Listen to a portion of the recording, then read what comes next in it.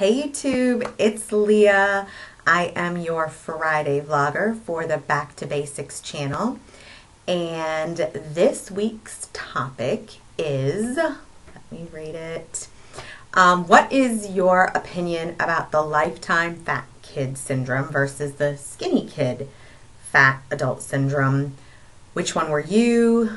How has it played a role in your post-op recovery? What advice do you wish you had been given before weight loss surgery regarding this? So, what is my opinion? Well,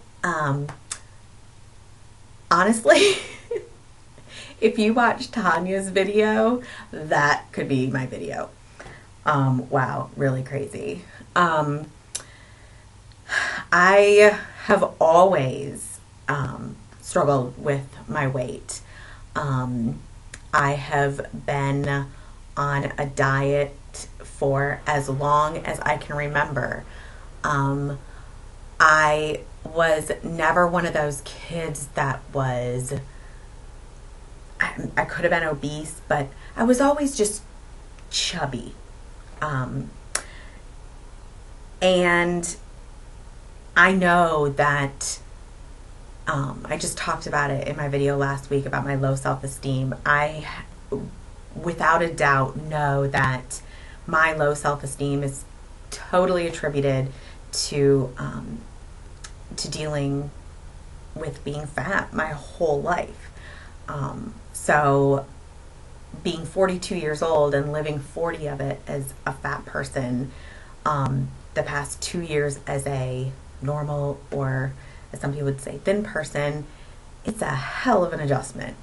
So, like I said, growing up, I was always that chubby kid.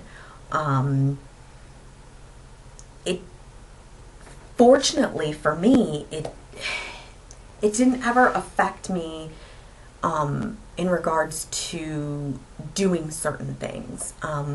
Growing up, I was a competitive figure skater. But as I got older, I mean, I can remember being, I'm thinking maybe 12 or 13, and being put on the scale by my coach, being told to lose weight. And that's got to do some freaking damage. I was a cheerleader all throughout high school, but when I look back, I wish I would have had enough time to dig out some pictures, but I was always called fat, and like I said, I was always bigger than all my girlfriends. We couldn't like share clothes or anything. I never had to shop in the plus size department. I was just always like a 12 or a 14. Again, just real chubby. But always being told I was fat. And in high school, I mean, as a cheerleader, I was the fattest cheerleader. And again, it didn't prevent me from ever doing anything or making the team. I mean, I was still able to do the jumps and the stunts. And although I do remember that I would get teased because I don't have it as much anymore, but I got some booty. I do. My butt sticks out. And I can remember that my cheerleading skirt was always shorter in the back than it was in the front because my ass would stick out. So, anyway, in high school I didn't think that was cool, but it's probably pretty cool today. So, I think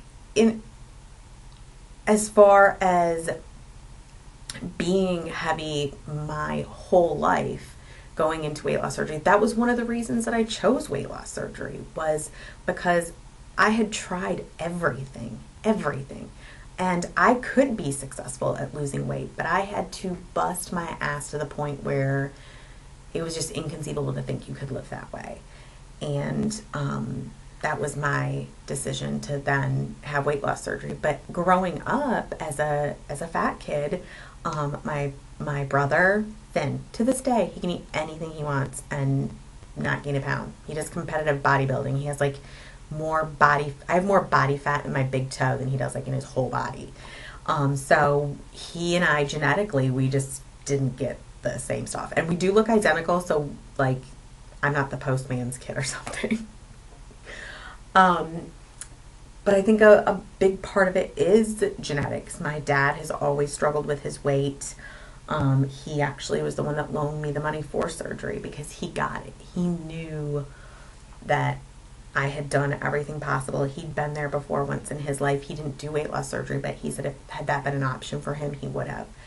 And so having a brother that didn't have a weight problem, I had a stepbrother and a stepsister, both of them twigs, and me being the chubby kid, I always kind of stood out. And again, I was always on a diet. I can remember being on Weight Watchers when I was like maybe 13 or 14.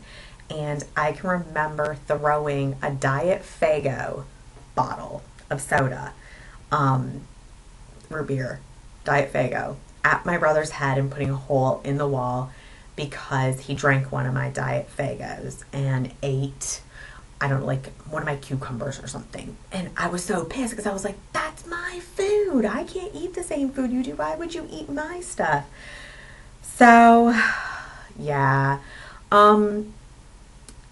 So as a weight loss surgery patient who's always been fat, it's hard.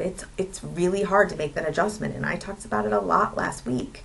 I don't know what it's like to be an adult and have ever been a normal weight.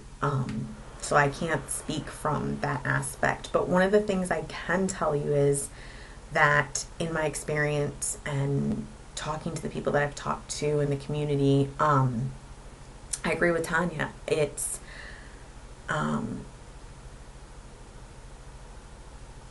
hard. The things that, one of the questions it did pose about, what do you wish you knew now, that you didn't know before weight loss surgery? And I'd always heard that it was, a head game, a mind, as I always say, a mind fuck.